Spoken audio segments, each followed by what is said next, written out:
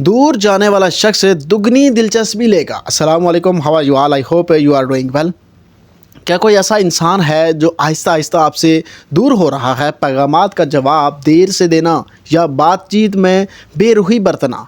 अक्सर लोग यहाँ एक बहुत बड़ी गलती करते हैं कि वो मिन्नतें करना शुरू कर देते हैं, इससे सामने वाला शख्स मज़ीद दूर हो जाता है। आज मैं आपको वो नफसियाती 2 काम बताऊंगा कि जिन्हें अगर आपने खामोशी से कर लिया, अपनी ज़िंदगी में अप्लाई कर लिया, तो दूर जाने वाला इंसान, मैं गारंटी देता हूं कि आप में पहले से दुगनी दिलचस्पी लेने पर मजबूर हो जाएगा। ठीक है, तो वीडियो के साथ जुड़े रहिएगा ताकि आपको चीज़ें समझ आ सकें।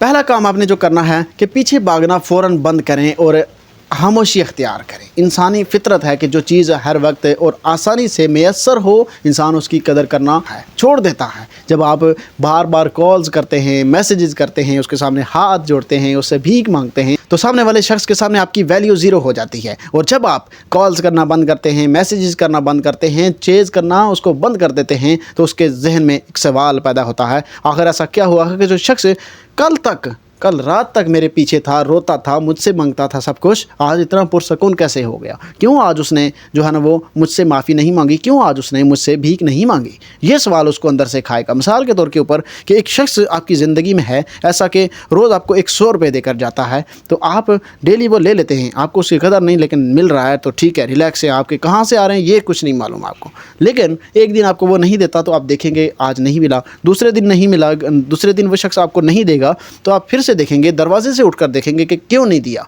तीसरे दिन भी नहीं देगा तो आप देखेंगे कि यार आज भी नहीं आया। आखिर क्या वजह है कि एक महीने से जहां से एक 100 रुपया आ रहा था, आज 3 दिन हो गया कि वो शख्स नहीं आया। तो आप उसको ढूंढेंगे। तो क्या होता है कि कुछ चीज़ें जो हमें रेगुलर मिल रही होती हैं उसकी हमें कदर नहीं होती, लेकिन जब वो रुकती है तो वो हमें एहसास कराती है। ये अचानक दूरी और आपकी खामोशी उसके अंदर आपको खो देने का खौफ पैदा करेगी और यही खौफ उसे दोबारा आपकी तरफ खींचेगा। और दूसरा और सबसे काम आपने जो करना है, अपनी दुनिया को उसके गिर्द घुमाना बंद करें और अपनी वैल्यू बढ़ाएं। ठीक है, उस इंसान को आप कभी उदास, रोते हुए या बिखरे हुए नज़र ना आए।